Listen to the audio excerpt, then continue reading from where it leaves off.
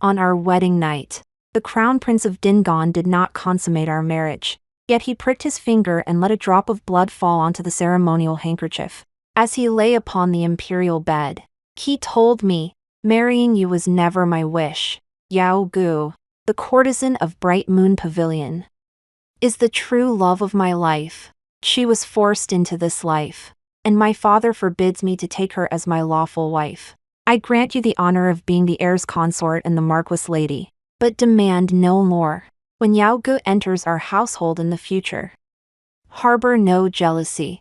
The child I bear with her shall be registered under your name and raised by you. This shall be my recompense to you." I replied, "Very well." Then, in the dead of night while he slept, I climbed through the window to seek out his younger brother.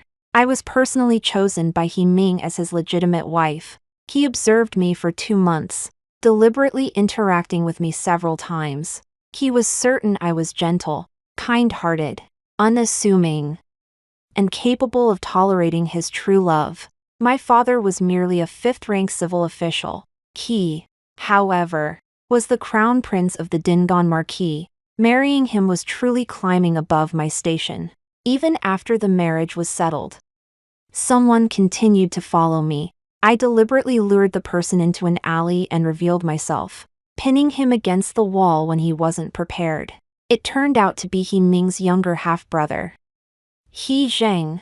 He was a year younger than me. His fair face was distorted against the wall as he struggled to speak. "Sister-in-law, it's me." I released him. He studied me curiously. "You don't resemble my elder brother at all. Skilled in martial arts, bold, unafraid of trouble." I gave him a cold stare. "Why were you following me?" He remained silent for a long time before revealing the reason.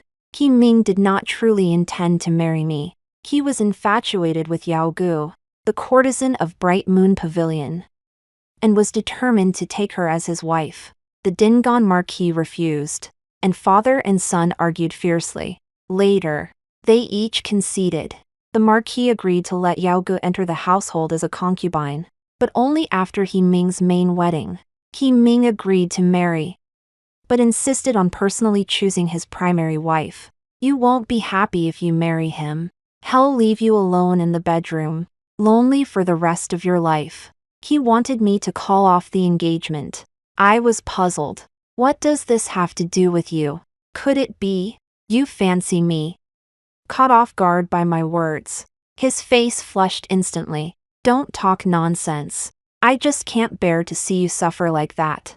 Isn't that the same as liking me?" "No," he rushed to explain, yet the words stuck in his throat. After a long, awkward pause, he finally managed, "My mother, my legitimate mother, was just like you." This brought us to the past. The current Lady Dingon was not He Ming's birth mother, but his stepmother. Childless and barren, the Marquis of Dingon deeply loved his first wife. He took a second wife only to have someone care for He Ming better and manage the Marquisate. He remained chaste for love, forcing his second wife to endure a lifetime of widowhood. I almost laughed. Deeply loved his first wife, remained chaste for love. Then how did He Zheng come to be? So only a legally wedded wife counts as a person. Concubines and mistresses don't even register. Ever since I can remember, I've never seen mother smile. This vast Marquis residence has already ruined one woman, it must not claim a second. The young master's fervor burned bright, his urgency to save the girl teetering on the edge of the abyss palpable. In that instant, my resolve solidified. Marriage has always been decided by parental decree and matchmakers' words. With my background, marrying into the Dingon Marquis household is already a stroke of incredible luck. How could my parents allow me to break off the engagement for such a reason? Even if they permitted it, with this excuse, I'd struggle to find a suitable match in the future. He Zheng stared at me blankly, his face flickering with guilt and regret. It's all my fault for not stopping him in time. My brother took a liking to 4 girls at once, and I never knew which one truly captured his heart. I met his gaze gently. "It's not your fault. In all my years, no man has ever cared for me the way you do. I'm deeply grateful." If only I could have married you instead. Qi Jing flushed crimson from head to toe. Dust from the wall smudged his face. I took out a handkerchief to wipe it clean. He dared not move an inch. Don't worry. They'll see you often. Even if I sleep alone, it won't feel bitter. Overwhelmed, Qi Jing let out an ah, and scrambled over the wall to escape. Soon after, I married He Ming. On our wedding night, he indeed used the same method his father had employed against the Marquis' wife. He told me, marrying you was not my wish. Yao Gu, the courtesan of Bright Moon Pavilion, is the true love of my life. Her descent into the world of courtesans meant my father forbade me from taking her as my lawful wife. I grant you the honor of being the crown prince's consort and the Marquis' wife. Demand no more. When Yaoga enters the household someday, do not harbor jealousy. The child I bear with her shall be registered under your name and raised by you considerate recompense. He pricked his finger, smearing blood on a silk handkerchief to simulate consummation. Very well, I replied, but he forgot I was not the Marquis' wife. After he fell asleep, I lit a sleeping incense and slipped out through the window. Barely a few steps later, I saw He Jing. He stood beneath a tree. In the moonlight, his sorrowful face held a hint of unexpected shock. Jing. I hurried forward, grasping his hand. How wonderful you're here. Otherwise, I wouldn't have known where to find you. Sis. He stammered, unable to speak. He tried to pull his hand away, but my grip was firm, and he couldn't bring himself to force it.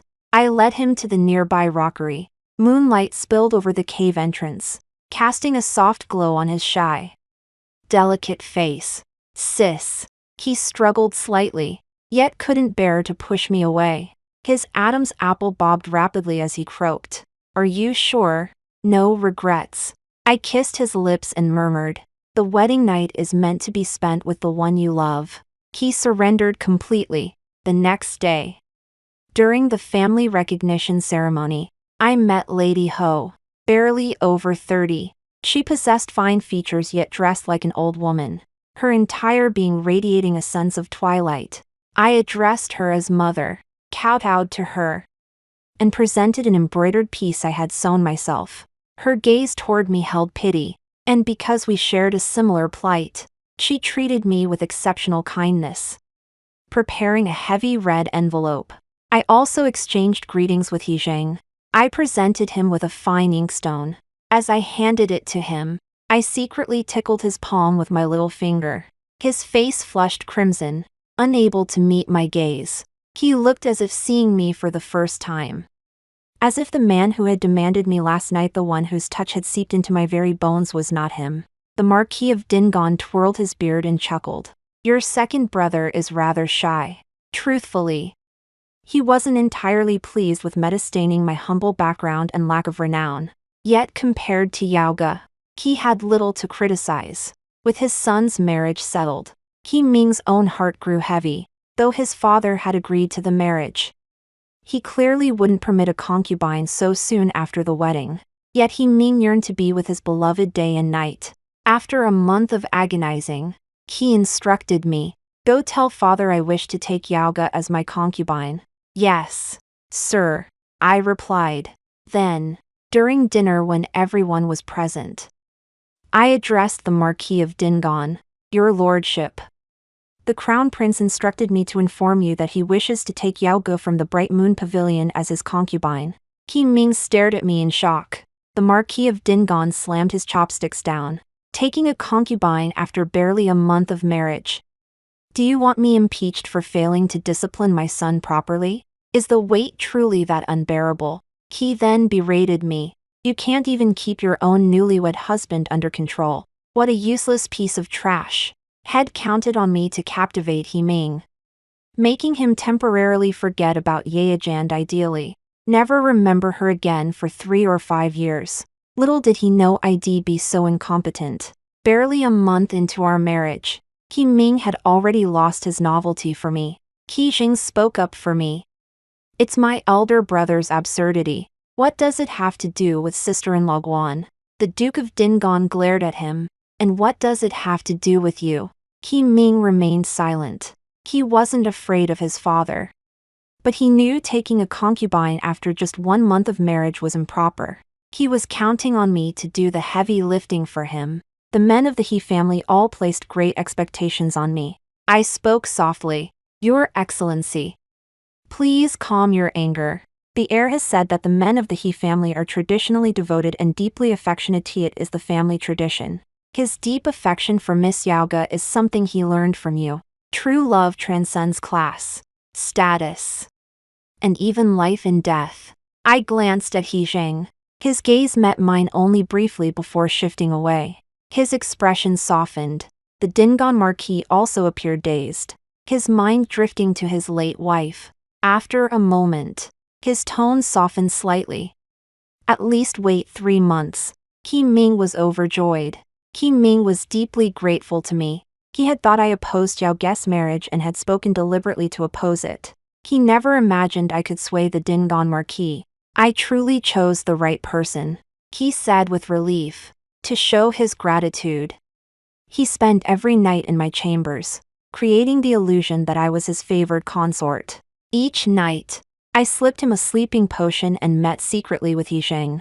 The Marquise was profoundly shaken. For half her life, she had been trapped in a stubborn mindset, feeling neglected by the Marquis. She had desperately tried to prove her worth. She managed the household, oversaw the inner quarters, raised the children all to earn his approval. She believed his indifference stemmed from her inadequacy. My words struck her like a bolt of lightning.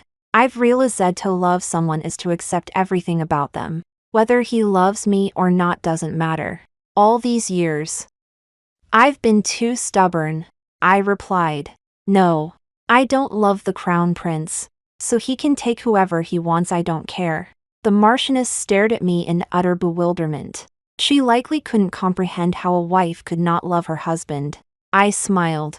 Mother, what do you love about the Marquis? Do you love that he's 10 years older than you? Or his sagging figure and loose skin?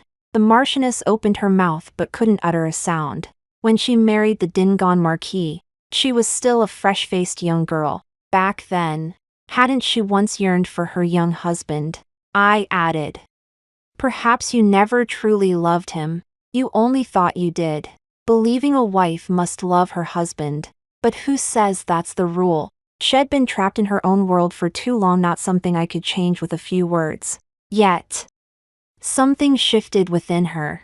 She began re-examining the Marquis of Dingan, scrutinizing how this man, neither exceptionally handsome nor exceptionally talented, had captivated her.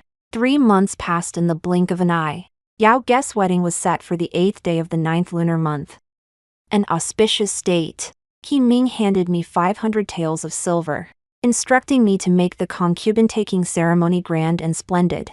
Understood, I replied. Then I spent 100 taels, pocketing 400. I used all 400 to buy jewelry for both myself and the Marchioness. I never expected to meet Yaoga at the capital's grandest jeweler. I was placing an exquisitely crafted silver crown upon the Marchioness' head. She protested. It's too flashy. The Marquis probably won't like it. I retorted. Who cares what he likes? Suddenly, a pair of jade-like hands snatched the crown from my grasp. When I looked up, it was already perched upon another's head. A beauty, her features painted with grace, charming and playful. Truth be told, the crown suited her perfectly, as if crafted just for her. The butterflies and phoenixes atop the crown trembled slightly with her movements, enhancing her radiant elegance. The shopkeeper recognized her. Miss Yaoga. This phoenix crown was first chosen by these 2 ladies. Yaoga didn't look at him. Her gaze fixed on mine as she smiled freely. It doesn't matter. The crown prince's consort will give it to me. She stepped closer and whispered softly. If not for me, how could a lady of your standing ever have connected with the Dingan Marquis household? In truth, I'm your benefactor. Would it be too much to ask for a silver crown as a token of your gratitude? In my mind, I silently repeated, bite the bullet for peace. Step back for a wider horizon. For the greater good. Endure. before I could finish the thought. The Marquis' wife had already yanked the silver crown from her head. The motion was rough, ruffling her hair. "I'll take this silver crown," the Marquis' wife said coldly. She sneered. Given Miss Yeage's background, mocking others' family status seems rather inappropriate, don't you think? My daughter-in-law may not come from a high house, but at least she's pure and upright. She emphasized the words pure and upright with particular emphasis, and Yeage's face flushed crimson with anger. She had heard He Ming speak of Lady Ho before and held little respect for her.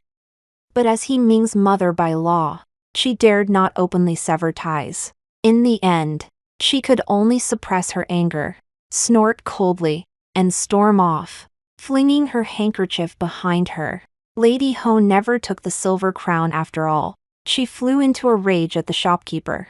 That filthy creature touched it. I find it disgusting. On the carriage ride back to the mansion, she jabbed my forehead in exasperation. You're far too easy to push around. Even if you don't care about He Ming, you shouldn't let his concubine walk all over you. Me. Heh heh heh. That evening, He Ming learned of the incident. Who knows how Yao Ge had slandered me, but He Ming laid the blame squarely on me. Fuming with rage, he came at me and slapped me across the face. I thought you were decent, but you're two-faced. You play the gentle, virtuous wife before me. Yet you bully Yao Ge relentlessly. She hasn't even entered the household yet, and you've already humiliated her like this. If she were married to me, would you kill her? I'm warning you, Wang Qingyi, if Yao Ge suffers any harm, I'll hold you responsible. Pray for her safety and well-being, or else I'll make you pay. I silently repeated to myself, bite the bullet for peace, step back for a wider horizon, for the greater good. Endure. Damn it. I can't endure this. I slammed my fist on the table and rose. Smack. Smack. 2 slaps landed on his face with all my strength. Blood seeping from the corners of his mouth. He Ming froze. Stunned.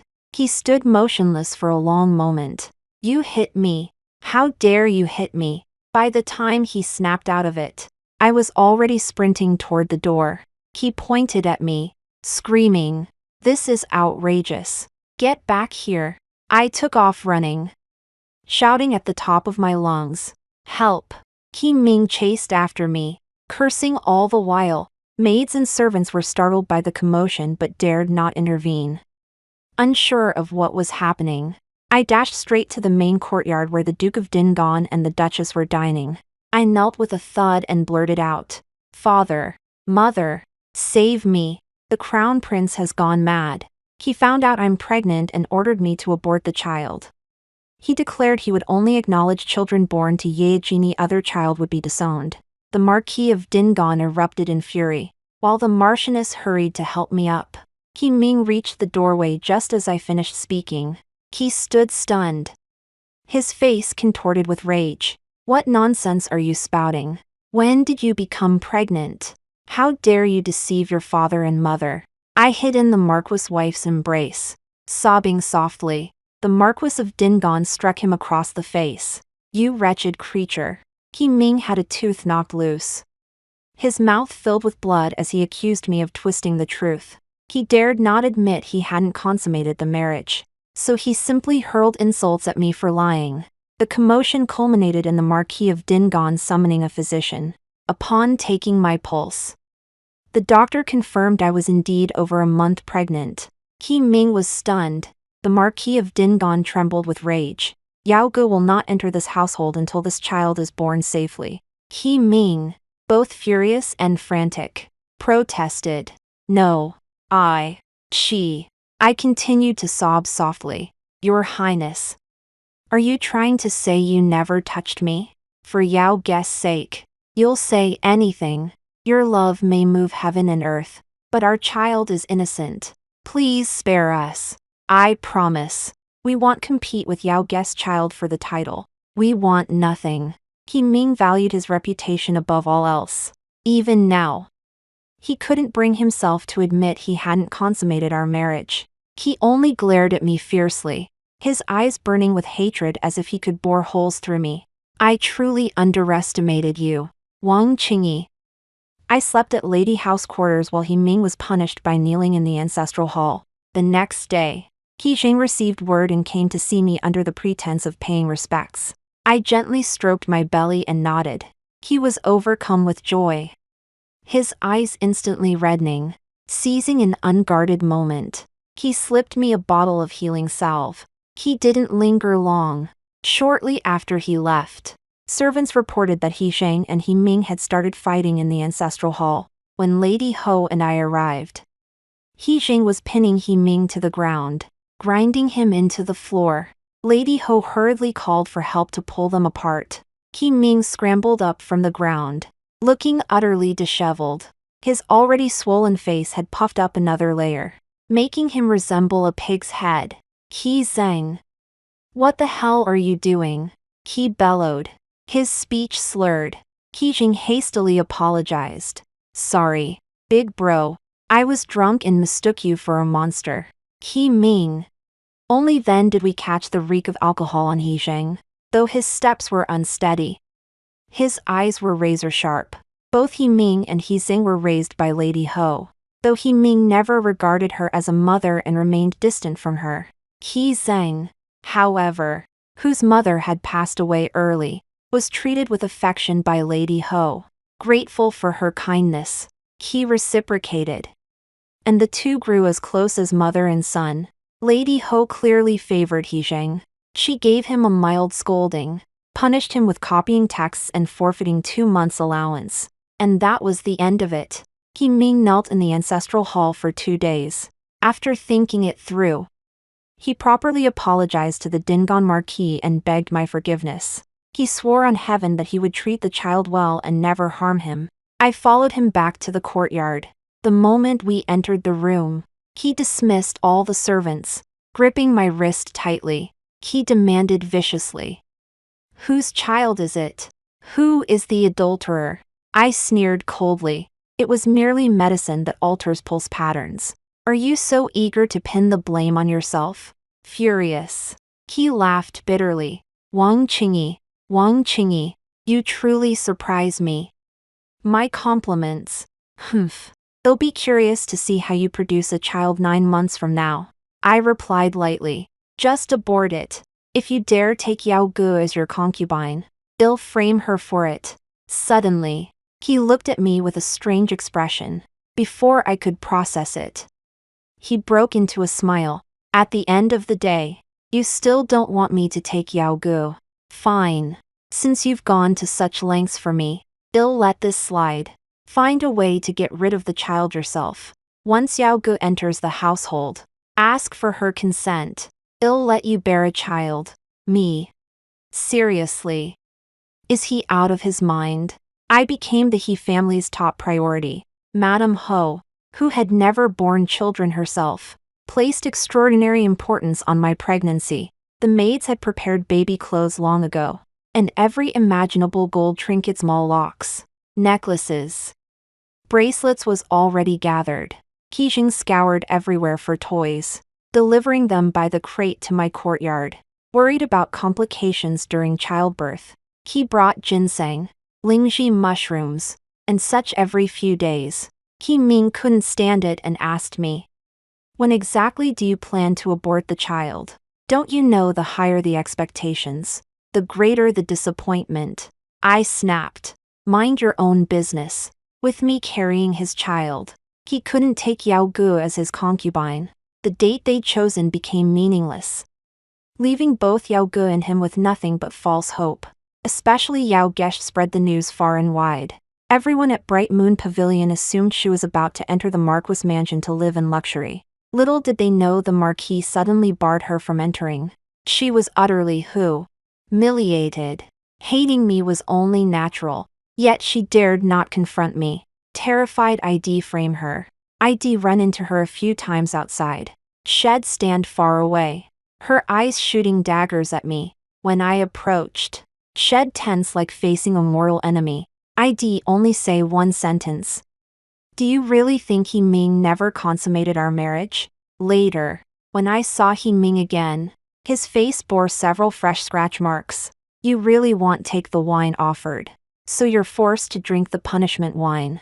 How dare you go to Yauga and sow discord? He gnashed his teeth with hatred.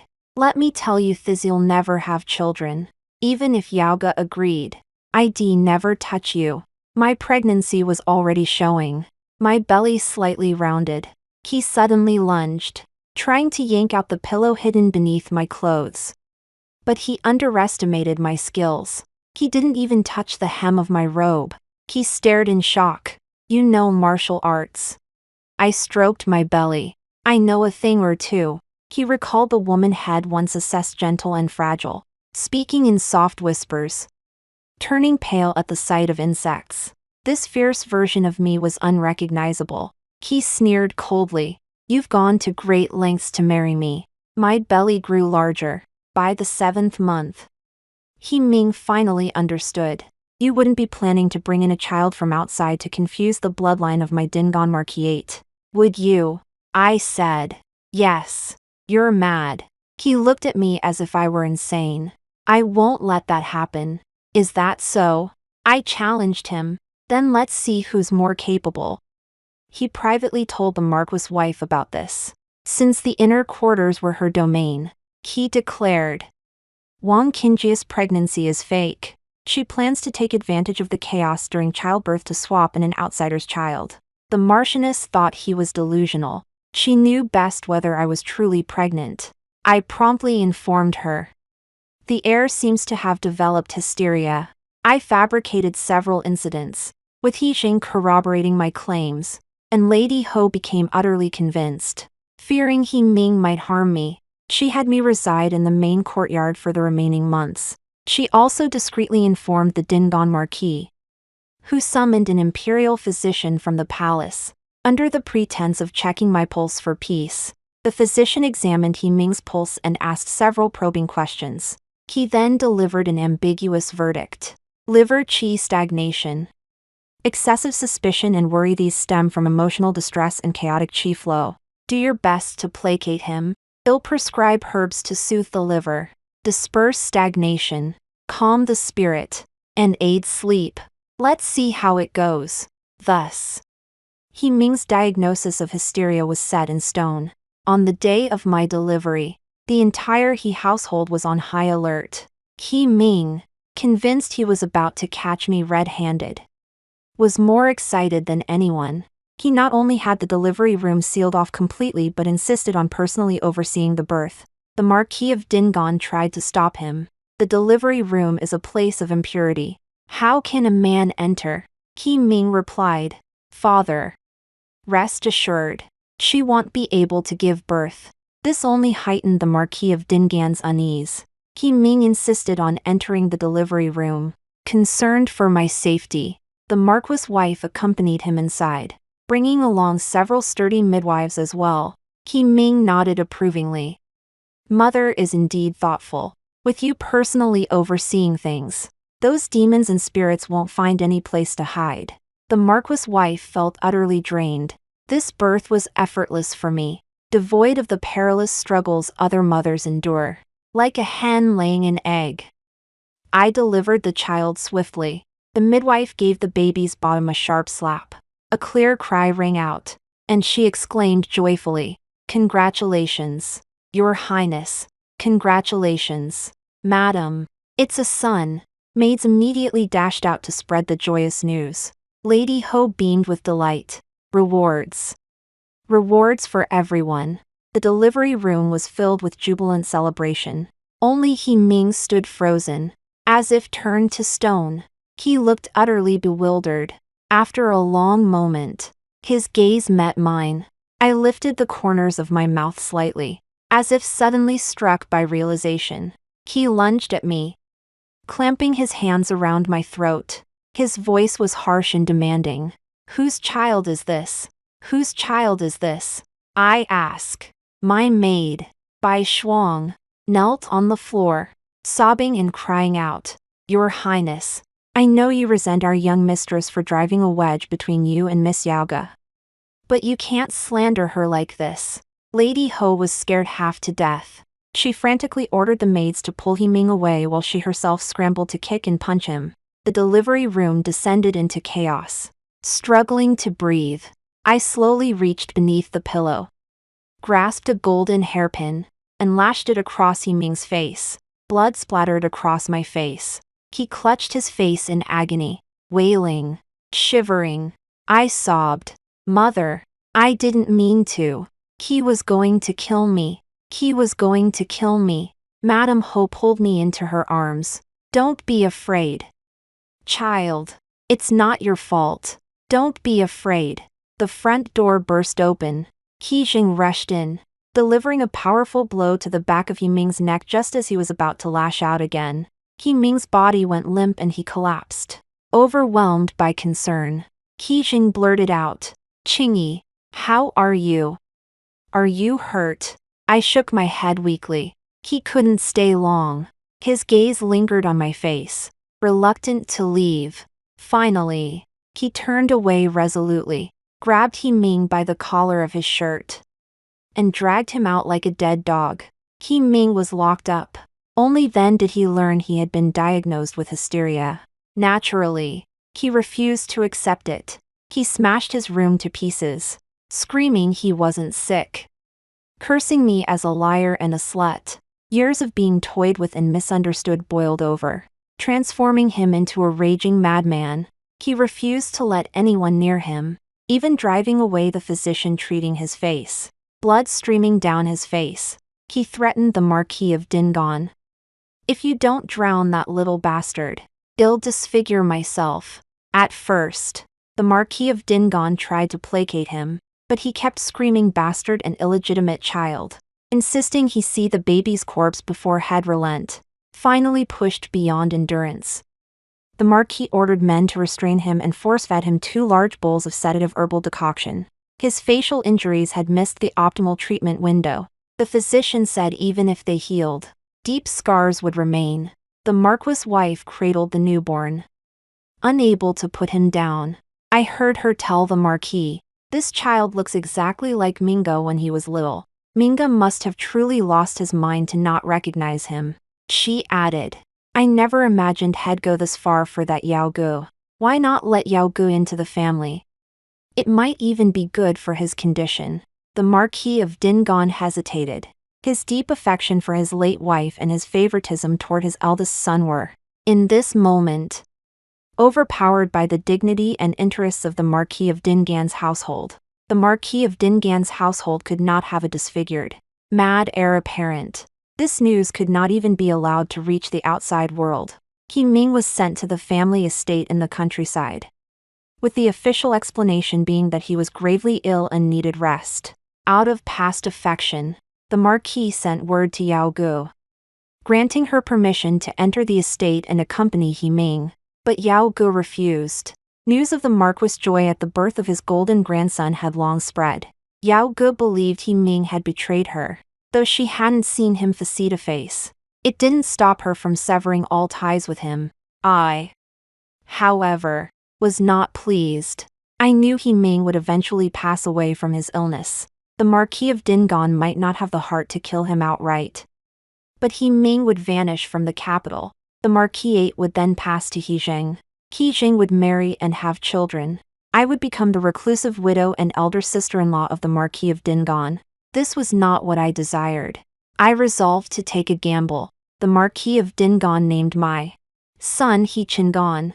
Jing had given Aner the heirloom gold locket his aunt had left him. I deliberately chose a moment when the Marquis' wife was present to fasten that locket upon Aner's chest. It was no precious item, both its design and craftsmanship were old and worn. Yet the Marquis' wife stared at it several times, her gaze growing strange. She dismissed the servants, her expression grave as she fixed me with a stare. "Tell me honestly, whose child is this?" Without hesitation, I spoke the truth. Jing's. She exhaled in relief. "Thank goodness it wasn't some random man from outside." Then she added, "The day you gave birth to Aner, he was so frantic, and he called you by your maiden name. I had my suspicions then." She accepted this fact with surprising calm. All the heartbreak I'd prepared to pour out went unsold. "Mother, I tentatively asked. You don't blame me. She gave a cold laugh. He brought this upon himself. She understood all too well the agony of living a life like hers. After a moment's silence, she sighed heavily. You're far braver than I ever was. She asked me, what do you intend to do now? What else could I do? Naturally, it was to reunite our family. On the day of little An's full moon celebration, the Dingon Marquis mansion hosted a grand banquet. My mother spoke to me privately. The Marquis likely despises the heir. You must make plans early. If you can persuade him to bypass the heir and directly request the title of great-grandson for little N, that would be best. I smiled reassuringly at her. Mother, don't worry. I have it under control. She nodded. You've always been a determined child. She went to the next room to check on Aner when sudden commotion erupted. A maid shrieked. The crown prince has snatched the young master. Someone else cried out in terror. Help! The crown prince is going to kill the young master. I didn't even bother changing clothes. Rushing out of bed in panic. Running outside. I saw He Ming standing in the courtyard, holding a bundle high in his arms. Across his left cheek, from the corner of his eye down to his jaw, ran a thick, worm-like scar, glowing red. This made his expression look especially terrifying. Lady Ho and the other ladies and young misses had already rushed over. Seeing this, I nearly fainted. My legs buckled, and I could only steady myself by clutching a maid. My voice was desperate and helpless. Your Highness, take it out on me. Don't hurt the child. He Ming glared at me with a venomous, icy stare. He hated me with a passion. Tell me, he demanded. Whose bastard is this? It's yours.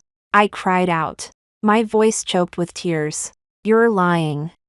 He made a move to slam the child to the ground. I fell to my knees with a thud. It's not yours. It's not yours. Say it's whose. And it's whose. You never touched May was the one who strayed. I'll admit to anything you say. I'll leave the household myself. I'll make way for Miss Yauga. Just don't hurt my child. I wept uncontrollably, tears streaming down my face. My mother came over, embraced me, and wept together. Everyone present was deeply moved. Lady Ho screamed angrily. You beast. Has your hysteria struck again? You'd smash your own son to death for a courtesan. How utterly deluded you are. Lady Ho's words provoked He Ming. He screamed like a madman. I'm not sick. I'm not sick. He truly seemed to have lost his mind. The child was tossed about in his arms like a rag doll, gasping for breath. Everyone's hearts were in their throats.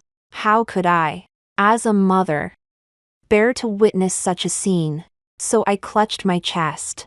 My eyes rolled back, and I fainted. When I came to, Aner was safely nestled in my arms. Lady Ho later told me that my maid, Bai Shuang, had performed a great service. Bai Shuang had spotted He Ming's presence earlier but wasn't entirely certain. On such a joyous occasion, she didn't want to alarm others, yet feared He Ming might harm Aner, so she quietly carried the child to another room. What He Ming held aloft was nothing more than a pillow wrapped in a quilt. His hypochondria had grown so severe he could no longer distinguish between a real child and a fake one. Following this incident, rumors that the heir to the Dingon Marquis had been disfigured and driven mad spread like wildfire throughout the capital. The Marquis of Dingon flew into a rage, severely punishing the servants at the estate for their negligence. The Marquis' wife pleaded on their behalf. He is still the heir. They couldn't very well watch him like he was a prisoner. Having learned his lesson, the Marquis this time locked He Ming away in a secret chamber within the Marquis' residence, keeping him under his own watchful eye. Yet he remained undecided on how to deal with him. The position of heir would undoubtedly be reassigned, but such a change would only validate the rampant rumors. Not only would the Dingon Marquis household become the laughingstock of the capital, but the marriage prospects of its young ladies and gentlemen would also become severely compromised. Who could guarantee they wouldn't develop hysteria in the future? The Marquis aged 10 years overnight from his worries. The Marquis' wife hesitated before speaking. I do have an idea. But it would be an inconvenience for Zheng and Qingyi. I wonder if they would be willing. The Marquis of Dingan. Willing or not, they have no choice. At this point, do they even have a choice? News soon spread from the Marquis of Dingan's residence. He Ming hadn't suffered from hysteria at all. He had been poisoned by his younger half-brother, Qi Zheng. Such rivalries among heirs were commonplace in the capital, where power and privilege converged. The Marquis summoned imperial physicians, who diagnosed a rare Western region toxin coursing through He Ming's veins. Rumor held no antidote existed. The sole remedy was replacing the poisoned blood with that of a blood relative. Yet the donor would not survive long afterward. It was a life for a life. The Marquis of Dingan appealed to He Zhe, NG's emotions and reason. Finally, Qi Zheng repented, weeping bitterly as he agreed to exchange one life for another, atoning for his sins. Soon, the imperial physician completed the blood exchange. He informed everyone that due to the influence of the blood, He Ming's appearance and demeanor would increasingly resemble He Zheng's. At this point, He Ming had no reason to remain. Yet, as his biological son and bound by the bond of his late wife, the Marquis of Dingan hesitated to bring himself to act. The Marquis' wife also softened. His crime doesn't warrant death. Why not send him away? The Marquis of Dingan refused. I stepped forward. Let me see him off. After all, we were once husband and wife, and he is the father of my child. Should his mother ever learn of this in the afterlife, let her come find me. For the sake of the Dingan Marquis' future, I will bear all this guilt. The Marquis of Dingan looked at me with emotion. Good child. The secret chamber was airtight. He Ming had been confined there for some time, eating, drinking, and relieving himself within its walls. The stench was overpowering. I covered my nose as I looked at him, chained by the ankles. His eyes held no light, his expression dull and vacant. He was truly poisoned. While confined at the estate, substances designed to induce madness and hallucinations had been slipped into his food, silently entering his system. It seemed a moment before he recognized me, his eyes gradually regaining their spark. Qingyi, Qingyi, he called my name, his voice trembling with relief as if had found a savior. Go tell father I'm not ill. If you clear my name, I'll consummate our marriage. I won't take Yao Gu as my wife.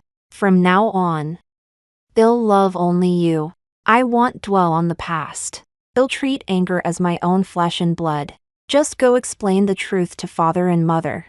I stared at him impassively. Little did he know, Yao Gu already had a new lover. Panic crept into his expression. I beg you, Qingyi, for the sake of our marriage, he pleaded desperately. I was wrong before. I shouldn't have treated you that way. I replied coldly. It's too late. From the moment you stopped trying to build a life with me, I began planning everything. You wanted to know who the child's father is. It's He Zheng's. His pupils contracted sharply, and he blurted out, "You two adulterous dogs." The words were out before he could stop them, and he immediately regretted it. I don't care, Qingyi. I truly don't.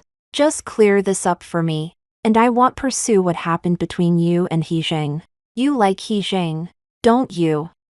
I'll give him the crown prince's position. I'll give him you too. Please, let me out. If I stay here, I'll die. He completely broke down, kneeling on the ground and wailing. You don't need to give anything. Father has already requested the title of crown prince for He Zheng. He specifically sent me to escort you on your final journey. He fell silent, staring at me in disbelief. No, you're lying. Father cherishes me most. How could he want me dead? I walked toward him step by step. He sat on the floor, scrambling backward with hands and feet until he hit the wall, with nowhere left to retreat. Don't come any closer, he screamed frantically. Why? Why? I only wanted to take a concubine. And you're trying to kill me. Wang Qingyi, you're so heartless. I dislocated both his arms, pinned his legs under my feet, and gripped his jaw. As I forced the poison into his mouth, I replied, "I merely struck first." The He Ming affair was resolved perfectly, restoring the Dingon Marquis reputation. Both the Marquis wife and I were major contributors. Of course, the Marquis wife deserved the most credit after all. This brilliant plan was her idea. The Marquis looked at her with newfound respect, feeling compelled to reward her. Then he decided to betray his late wife once more, granting the Marquis wife a wedding night. Ever since I married into this house, I've longed for this day. I thought I'd been anticipating it, but when he actually tried to touch me, I felt nothing but nausea. The Marchioness actually vomited. The Marchioness of Dingon turned green with rage. Realizing she was rejecting him, he flew into a jealous fury and tried to force himself upon her. The Marquis wife shoved him away. His foot slipped, and by some twist of fate, his temple struck the table corner. He died instantly. The Marquis wife told me. My first reaction wasn't fear, it was relief. Qi Zheng and I had long been in this together, like grasshoppers tied to one string. Handling such matters was second nature to us. To the outside world, we'd say the Marquis of Dingon had stumbled and fallen to his death while drunk. No one raised any suspicions. That night, I had a nightmare. It woke Qi Zheng. He wiped the cold sweat from my forehead, whispering softly, "Don't be afraid. It's all over now." I traced the scar on his face, so similar to He Ming's. My expression filled with pain. "You suffered for me. Any suffering is worth it to be with you." He held me tightly. "Only with you do I feel at peace." I embraced him back. Me too. His greatest weakness was in my hands. Indeed, I felt at peace. The end.